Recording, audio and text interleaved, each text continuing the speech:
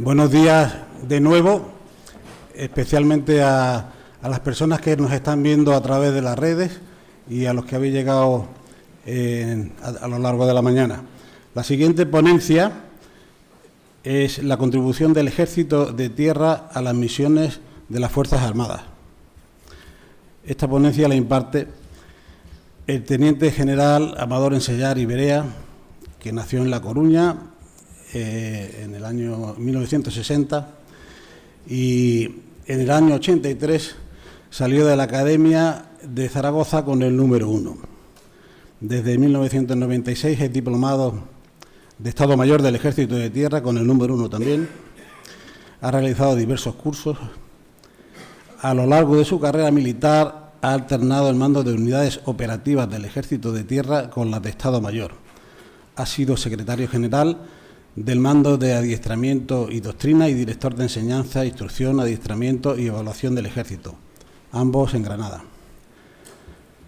Ha servido en operaciones de la OTAN, Unión Europea, Naciones Unidas, participando en misiones en Bosnia-Herzegovina, en Líbano, y está en posesión de numerosas condecoraciones y premios civiles y militares españoles y extranjeros. Es licenciado en Ciencias Políticas y Sociología. Es máster en Relaciones Internacionales, máster en Seguridad y Defensa, diplomado en Altos Estudios Internacionales. Ha publicado el libro Estudios del Tratado sobre Fuerzas Armadas Convencionales en Europa y ha sido conferenciante en gran número de universidades y centros de enseñanza e investigación civiles y militares. Desde enero del 2020 fue director del Gabinete Técnico de la Ministra de Defensa y desde octubre de 2021 es jefe de Estado Mayor de Ejército. Es académico de número de la Real Academia de Ciencias Morales y Políticas y es hijo adoptivo de Granada. Ha participado los últimos 3 años en los actos de Mena, siendo artífice el último año de la presencia de doña Sofía en Málaga. Valora especialmente el cariño de Málaga hacia la Legión, a la que creo que cada vez se siente más unido como miembro destacado de la familia legionaria. Como representante del Ejército está presente en multitud de actos civiles, donde contribuye especialmente al conocimiento del Ejército por la sociedad, goza de gran prestigio tanto dentro como fuera del Ejército y por su cercanía tiene amigos en toda la geografía española. Es consejero de honor de Mena y consejero de la Agrupación Nacional de Legionarios de Honor. Si estamos hoy aquí, en este curso de verano de la Universidad de Málaga, por segundo año, es gracias a él y a la confianza depositada en los embajadores marca Ejército y Legionarios de Honor que lo hemos organizado y dirigido con la Universidad de Málaga y Fundación Unicaja. Me gustaría, aunque no viene al tema de la presentación del general Ensellar, pero tengo un recuerdo de cuando estuve en el Museo del Ejército de Toledo y aquí he puesto una nota porque, aunque conocéis todos este poema, como algunos ha puesto un poema en la presentación, pues yo no voy a ser menos. Y este lo conocéis, pero os lo voy a recordar. Me gustaría terminar leyendo el poema de Calderón de la Barca al soldado español, que leí en la entrada del Museo del Ejército de Toledo y que coincide con lo que he conocido en mis muchos años de relación con la Legión. Aquí la más principal hazaña es obedecer. Y el modo como ha de ser es ni pedir ni rehusar. Aquí, en fin, la cortesía, el buen trato, la verdad, la firmeza, la lealtad, el honor, la bizarría, el crédito, la opinión, la constancia, la paciencia, la humildad y la obediencia, fama, honor y vida, son caudal de pobres soldados, que en buena o mala fortuna la milicia no es más que una religión de hombres honrados.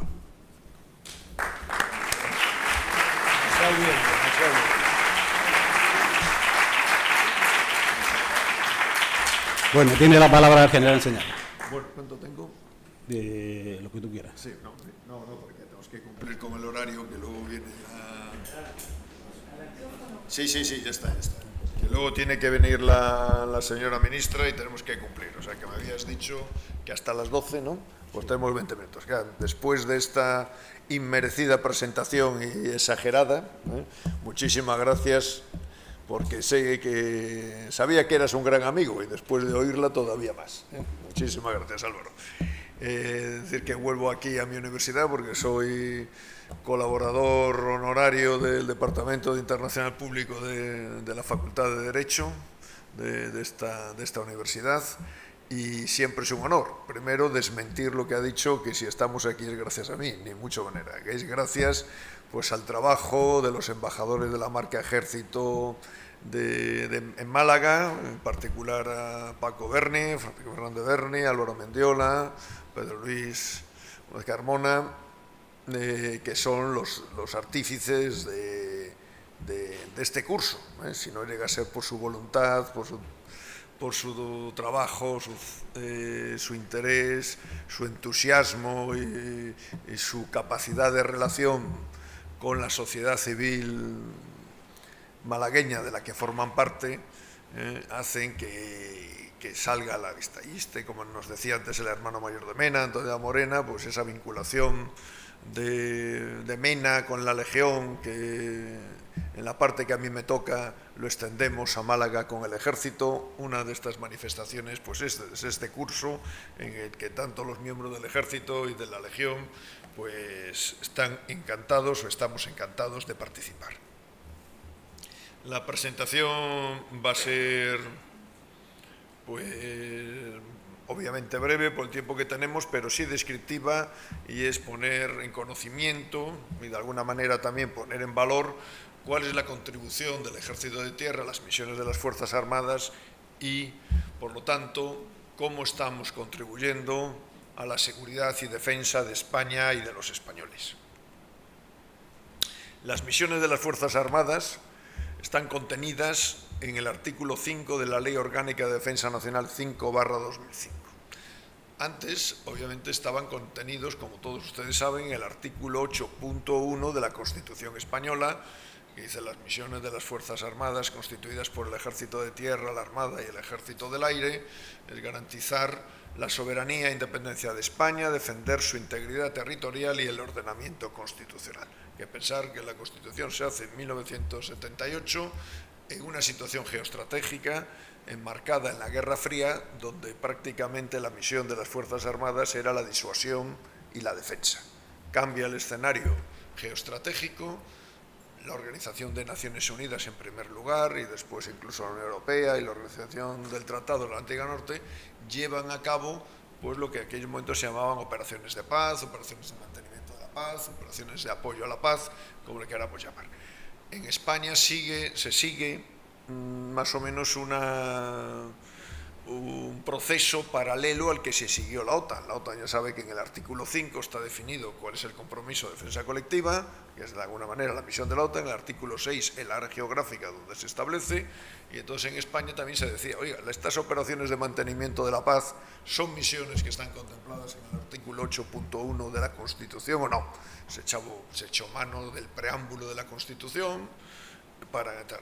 Poco después también la intervención, que siempre habíamos participado en apoyo de las fuerzas y cuerpos de seguridad del Estado o de los bomberos o incluso directamente en acciones de protección civil, también la creación de la Unidad Militar de Emergencias también tuvo sus dudas si encajaba o no encajaba. Entonces siempre se abrió también en la cuestión jurídica si el artículo 8.1 era una relación tasada de cometidos o de misiones que tenían que llevar a cabo las Fuerzas Armadas o simplemente pues era algo que podía ser desarrollado o incluso ampliado. Como dice, el desarrollo legislativo y la práctica nos hizo ver que esa relación o había que interpretarla de una manera amplia o incluso podía ser desarrollada. El artículo 15 de la Ley Orgánica de Defensa Nacional del año 2015 pues lo dejó totalmente claro y añadió a la misión derivada del artículo 8.1 de la Constitución Española pues la siguiente: contribuir militarmente a la seguridad y defensa de España y sus aliados en el marco de las organizaciones internacionales de las que España forma parte, así como el mantenimiento de la paz, la estabilidad y la ayuda humanitaria. En 1978 no éramos parte de la Organización de Naciones Unidas, ni siquiera de la Unión, de la entonces Comunidad Económica Europea. pero al ser ya parte, pues evidentemente tenemos una serie de compromisos que están ligados a no solo al mantenimiento de la integridad territorial de España, sino también a de socios y aliados. Pero por otra parte, también este punto 2 del artículo 15 acoge en una ley orgánica lo que ya se estaba en la práctica, que era la colaboración de España en el mantenimiento de la paz y seguridad internacional en el marco de Naciones Unidas o incluso a título propio. Tercero, está relacionado con contribuir a preservar la seguridad y bienestar de los ciudadanos en los supuestos de grave riesgo, catástrofe, calamidad u otras necesidades públicas, donde la intervención de la Unidad Militar de Emergencias en particular y de las Fuerzas Armadas en general en esta misión, principalmente de protección civil, está ampliamente recogida. Y el cuarto punto son las evacuaciones de residentes españoles en el extranjero cuando una circunstancia lo haga necesario. Teniendo en cuenta nuestra pertenencia a la Unión Europea, eso se ha de extender también a los ciudadanos europeos, con lo cual, y también, como hemos visto en Afganistán, a otras personas que así se designen por parte de las autoridades políticas españolas. Quiere decir que esa misión de defensa nacional, claramente marcada en el artículo 8.1 de la Constitución, las Fuerzas Armadas, y en particular el Ejército de Tierra, se han ido configurando como una herramienta de la acción exterior del Estado y también como una herramienta de la acción interior del Estado. Una para cumplir precisamente las misiones del artículo 15.2 y 15.4, es decir, nuestros aliados, paz y seguridad internacional, evacuación de residentes, o bien para contribuir con otras autoridades, organizaciones y organismos públicos en la paz, en la seguridad y el bienestar de nuestros conciudadanos. Contribuyendo ya al artículo 8.1, lo que es más puro, nosotros tenemos constituido el mando operativo terrestre, que lo ejerce precisamente el Teniente General Salón, pues que tiene la misión de vigilancia y presencia de los espacios terrestres de soberanía.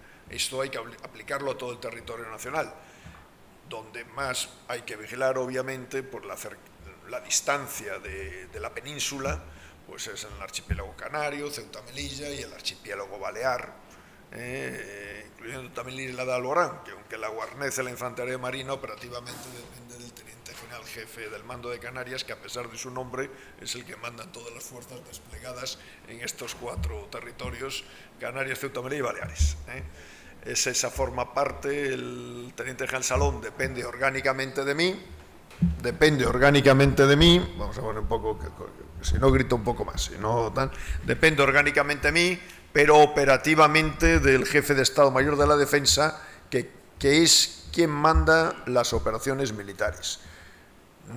Nuestra Ley Orgánica de Defensa Nacional constituye 2 estructuras. Una, la estructura operativa para llevar a cabo las operaciones, que lo manda el jefe de Estado Mayor de Defensa, del empleo de la fuerza, y la otra es la que mandamos los jefes de Estado Mayor, que es la estructura orgánica, que tiene llevar el día a día, el mando orgánico y la preparación de la fuerza. El jefe de Estado Mayor de Defensa pide a los jefes de Estado Mayor de los ejércitos determinadas unidades, cantidad, tipo, tal, para el cumplimiento de unas misiones específicas o unos cometidos específicos que le ha asignado el gobierno de la nación.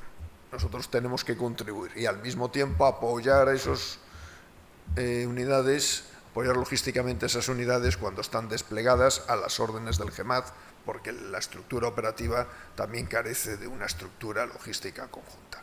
Y al mismo tiempo también ese mando operativo terrestre pues se llevó a cabo el apoyo de las autoridades civiles cuando se constituyó como mando componente terrestre en la operación Balmis de la lucha contra la COVID-19. Otra colaboración también a esa defensa nacional es la contribución con unidades específicas a los otros mandos componentes de la estructura operativa de las Fuerzas Armadas, como son las unidades de artillería antiaérea en el mando operativo aéreo o las unidades de artillería de costa en el mando operativo naval o marítimo. siendo con la contribución a la seguridad y defensa de España y de sus aliados y la contribución a la paz y a la seguridad internacional, bueno, principalmente se lleva a cabo aportando a la OTAN, a la Unión Europea, Naciones Unidas y también algunas fuerzas multinacionales, como es el cuartel general del Eurocuerpo, el Eurocuerpo, sí. Este es el personal que tenemos ahora mismo activado, tanto contribuyendo a la estructura de mando o a las cuarteles generales y unidades de la estructura de fuerza activadas de la OTAN, a la Unión Europea, al Eurocuerpo y la contribución a las operaciones, ya sean de las tres. O sea, que prácticamente pues tenemos 4.500 personas activadas ahí. Estos son de 2.916, yo creo que se refiere al conjunto de las Fuerzas Armadas. Ahora mismo. Entonces, pero esto no es la contribución a la OTAN. La OTAN decíamos que también tiene esa estructura de fuerza. La OTAN hace planes operativos para determinadas circunstancias y nosotros ofrecemos fuerzas para, en el caso de que se active ese plan operativo, poder ejecutarlo.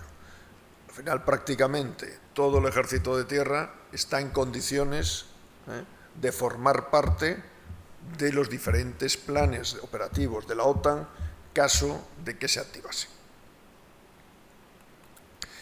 En operaciones de la OTAN ahora mismo sobre el terreno, estamos contribuyendo principalmente en dos escenarios.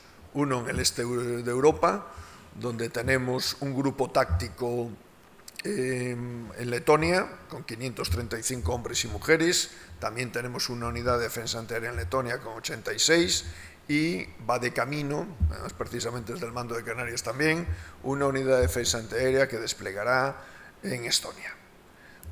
Otro punto muy importante es en Eslovaquia, donde tenemos un grupo táctico con la posibilidad de incrementarse, llegado el caso a brigada, y un elemento avanzado del del cuartel general terrestre de alta disponibilidad, que se constituye como cuartel general terrestre desplegable de la OTAN, y esto lo tenemos en Eslovaquia. Es decir, que en Eslovaquia tenemos ahora mismo 838 hombres y mujeres. Y tampoco en el escenario, digamos, de Oriente Medio, pues estamos en Turquía con una batería de misiles antiaéreos Patriot, en misión de defensa antimisil de las poblaciones, en particular Adana, que es una gran ciudad cercana a la frontera con Siria, para defender de cualquier ataque con misiles balísticos, y también estamos apoyando al gobierno de Irak desplegado en distintas localidades de aquel país. Bajo bandera de las Naciones Unidas también tenemos una participación importante, pero prácticamente es en el Líbano, donde tenemos 644, 650 hombres y mujeres, y el teniente general jefe de la misión de Naciones Unidas en el Líbano y es español. Es español. Después una pequeña contribución también a la verificación de los acuerdos de desarme en Colombia. Y la Unión Europea, hasta hace poco teníamos la operación EUTM Mali, que prácticamente el 90% de sus componentes eran españoles, y su jefe era español también, general de brigada de infantería. Esa misión ha sido recientemente clausurada por la Unión Europea, pero seguimos participando en otras misiones de entrenamiento, adiestramiento, como son la de la República Centroafricana, en Somalia y en Mozambique.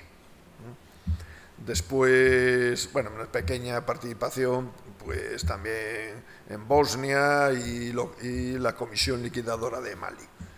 Son importantes estas misiones, ya no solo por lo que hacen, que también lo es, sino porque de alguna manera manifiestan el compromiso de la Unión Europea con el continente africano y tienen la capacidad de ser reforzadas llegado el caso. Respecto a Ucrania, que muchos vemos, siempre oímos cuál es la contribución pues, de España, en particular de la OTAN, pero voy a centrarme en la contribución del Ejército de Tierra y de las Fuerzas Armadas en algún caso a Ucrania. Tenemos los despliegues en el este, esto que he dicho en las repúblicas bálticas de Letonia y Estonia, y en Eslovaquia. Después hemos transferido armamento, vehículos, material y munición directamente. Que eso muchas veces no se conoce, pero los ucranianos lo agradecen mucho, el esfuerzo que estamos haciendo en diversas bases del territorio nacional para apoyar el adiestramiento de los soldados ucranianos. Empezaron por un adiestramiento básico, después un adiestramiento más complejo, adiestramiento y formación de tiradores y tripulantes de carros de combate, de artillería antiaérea, de artillería de campaña, de tiradores de precisión, de desminado, de contra-IED, de sanidad táctica, etc. Estamos muy contentos, hemos formado casi 5.000 y a final de este año formaremos 6.000 combatientes ucranianos. Después esto no lo está haciendo el Ejército de Tierra, pero de alguna manera también colaboramos, lo está haciendo el Hospital General de la Defensa de Zaragoza en el apoyo de heridos que tienen algunos normalmente traumáticos, con amputaciones, con destrozos, que se les da un tratamiento especializado que en su país no pueden recibir. Y por último, también todavía más desconocida, la ayuda que el Ejército de Tierra está prestando a las familias de los combatientes ucranianos caídos en combate. 8 rotaciones de 400 familiares en las residencias militares de descanso, en particular la de Castellón de la Plana. También realizamos operaciones de ciudad cooperativa con algunos países del continente africano que no son, en cantidad, no son excesivamente importantes. Las misiones de evacuación, bueno, pues era una cosa que siempre la estudiábamos en la Escuela de Estado Mayor, pero no sabíamos muy bien si le íbamos a hacer. Y esto es lo de siempre. Yo siempre, menos mal que tenemos una cierta formación física, y esto la mecánica cuántica, que viene así por cuantos de golpe, y de repente en un año ha habido lo que nunca se había hecho, de repente en un año nos han caído 4 y en 2 han participado en el Ejército de Tierra, uno en el rescate de colaboradores en Afganistán, donde se evacuaron casi 2.000 afganos, 17 rotaciones, donde participó el Mando de Operaciones Especiales del Ejército de Tierra y el Regimiento de Operaciones de Información, y luego la Operación Eva Sierra en Sudán, que fue conducida en tierra por la Brigada Paracaidista, y donde se evacuaron a 104 ciudadanos, de los cuales 34 españoles. Fue la Brigada Paracaidista, también reforzada con elementos del Mando de Operaciones Especiales. Estas misiones que decíamos para preservar o para contribuir, porque no es una misión de las Fuerzas Armadas, nuestra misión es contribuir a esa misión genérica de preservar la seguridad y el bienestar de nuestros conciudadanos. No voy a extender mucho, pero todos hemos conocido cuál ha sido la contribución del Ejército de Tierra. Bueno, primero decir la Unidad Militar de Emergencias. La Unidad Militar de Emergencias es una unidad que se constituyó específicamente para cumplir esa misión. Depende directamente de la Ministra de Defensa, en algunos casos operativamente del Jefe de Estado Mayor de la Defensa, pero prácticamente en el día a día muchas de las cosas dependen del Jefe de Estado Mayor del Ejército de Tierra, porque el 90% de sus componentes pertenecen al Ejército de Tierra. Nosotros, además de constituir o de proporcionar el 90% del personal y muchas veces apoyos en el día a día que ellos no pueden cumplir, cuando ellos operan, nosotros le proporcionamos normalmente apoyo logístico en nuestras bases y acuartelamientos, le proporcionamos apoyos en materiales como pueden ser máquinas contra incendio, máquinas de ingenieros para preparar el terreno, les proporcionamos también personal específico. Por ejemplo, cuando fueron a Turquía en el terremoto de Turquía, iba un ingeniero politécnico experto en resistencia de estructuras para asesorarles si se podían meter en una casa que estaba medio derruida o no. También muchas veces pues tenemos que reforzarle con unidades específicas. Y otras veces también el Ejército de Tierra lleva a cabo actividades de forma independiente a la Unidad Militar de Emergencias. Y me estoy refiriendo a la disuasión, vigilancia y prevención de los incendios forestales.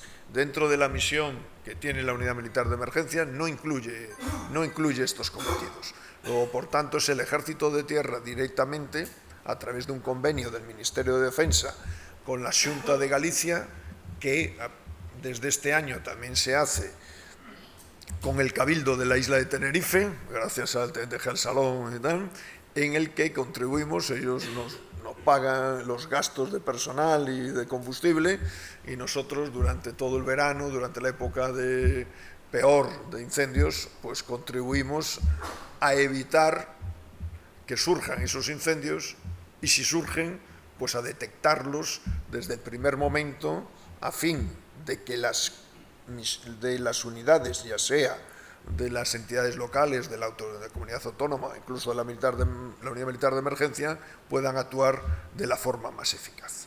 Sentado esto, por eso cuando vean Balmis decían, no, la UME era una pequeña parte de la actuación de todas las Fuerzas Armadas y principalmente del Ejército de Tierra, porque somos más y porque estamos distribuidos por todo el territorio nacional, realizando inspecciones, descontaminaciones, ayudando a las autoridades locales, tal.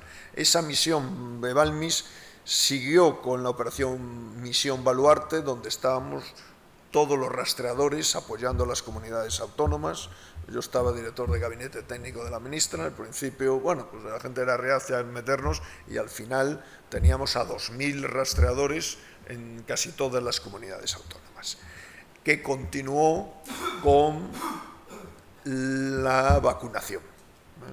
Vacunación donde destacamos, ya digo, el 80 o 90% de ellos, principalmente el Ejército de Tierra, por esas razones que decía antes, y contribuimos a vacunar lo más rápidamente posible a la población española en aquel momento de urgencia que teníamos. En particular, vacunamos a 300.000 personas. Y ya como anecdótico, pero no tan anecdótico, también vacunamos directamente a los que iban a participar en las Olimpiadas de Tokio y a los futbolistas de la selección española, que no me acuerdo si era el Mundial o la Eurocopa de entonces. La tormenta Filomena, en Madrid prácticamente al 50%, un poco más del Ejército de Tierra que de la UME, pero al fin y al cabo era la UME y el Ejército de Tierra, todos pertenecientes al Ejército de Tierra, que estuvimos o estuvieron desplegados abriendo caminos, llevando a enfermos con diálisis a los hospitales, colaborando con el SAMUR también la evacuación de las casas, alguno dio a luz delante de unos sanitarios militares, y también el Ejército de Tierra pues también llevó a cabo esas misiones en Toledo y en el norte de Guadalajara. Cumbre Vieja, La Palma, pues evidentemente, ¿qué participó las Fuerzas Armadas y en concreto el Ejército de Tierra? Nosotros tenemos allí lo que fue en su momento el Centro de Formación de Tropas de Canarias, que se llama El Fuerte. Pues allí alojamos desde el primer momento a los que habían perdido sus casas, mientras el Cabildo y las autoridades canarias no encontraron otro sitio mejor, especialmente dedicados a las personas vulnerables en razón de su discapacidad. También se utilizó para las unidades de la Unidad Militar de Emergencias desplegadas allí para poderlas alojar y apoyarlas logísticamente, también de ese refuerzo que ahora veremos del Ejército de Tierra, incluso de otros ministerios. Esas unidades del Ejército de Tierra, aparte de la UME, también contribuyeron a quitar la ceniza de los tejados, porque si no se hundía tal, e incluso con el Regimiento de Defensa NBQ a realizar análisis de los gases en ciertas localidades para ver si era seguro el retorno de la población o si la población estaba teniendo algún riesgo. Las crisis migratorias, pues normalmente Ceuta, Melilla, Canarias, pues hemos contribuido. ¿Se acuerdan ustedes de la invasión de los 10.000 en Ceuta? Fue decisiva la intervención del Ejército para darles cobijo, para apoyarles, para Y lo mismo hemos hecho, reforzando las autoridades autonómicas en Canarias, como lo seguimos haciendo, cediendo importantes infraestructuras al Ministerio de Inclusión, Seguridad Social y Migraciones, también colaborando con las autoridades canarias para dar cobijo, apoyo a los inmigrantes cuando los mecanismos normales se veían superados. Y ya por último también el apoyo a Eslovenia, donde en las inundaciones enviamos un helicóptero Chinook, modelo Fostro, que era lo mejor de todo, con un equipo también de apoyo a solicitud de las autoridades eslovenas. En plena crisis también en Eslovenia, pues hubo, no sé si se acuerdan, un apagón energético en la isla de La Gomera, que también enviamos, también Real Salón, también tal, pues en un barco mandamos 2 grupos electrógenos gigantes para contribuir. Es decir, que nosotros no resolvimos el problema, pero contribuimos aportando lo que tenemos, en este caso, para dar seguridad a unos supermercados para que los víveres, que en muchos casos son congelados, garantizar pues que la alimentación de nuestros conciudadanos en esa preciosa isla. Sin más, pues esto lo hacemos, tenemos una visión del ejército, queremos un ejército integrado, moderno, equilibrado y sostenible, y, como decimos, un ejército que la sociedad nos vea necesario, porque lo somos, que nos vea que actuamos de una forma eficaz, que siempre estamos disponibles para defender, para cumplir estas 4 misiones a las que les he referido, que lo hacemos de una forma no solo eficaz, sino lo más rápidamente posible. Tenemos que ser resolutivos, tenemos que ser cercanos. Nuestros hombres y mujeres forman parte de la sociedad a la que servimos y además estamos comprometidos con los valores constitucionales, estamos comprometidos con la defensa y la seguridad nacional y estamos comprometidos a servir al pueblo español, como antes nos decía Juan José Primo Jurado. Y con esto, muchísimas gracias.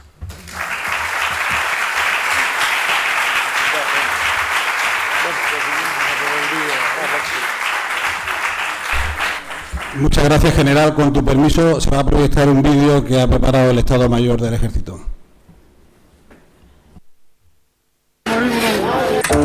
Le llamo en condición de rastreador para la Comunidad de Madrid.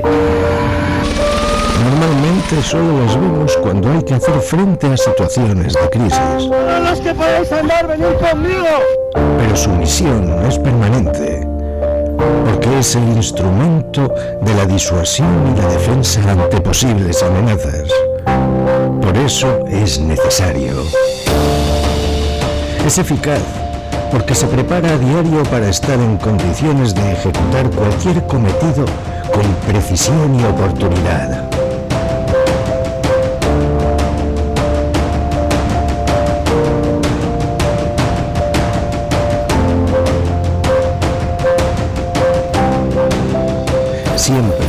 Siempre está disponible. Es resolutivo. Decide y resuelve situaciones complejas de forma firme y rápida.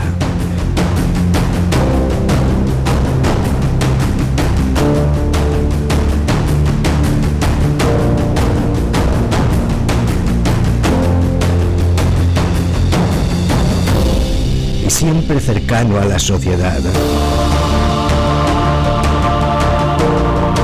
a la que pertenece y a la que sirve desde el compromiso que tiene con los valores constitucionales, con los objetivos de organizaciones internacionales, con sus aliados.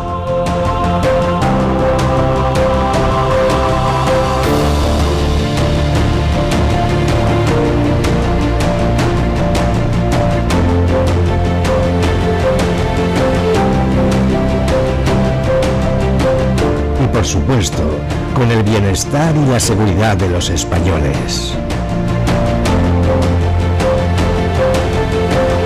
El ejército que España necesita.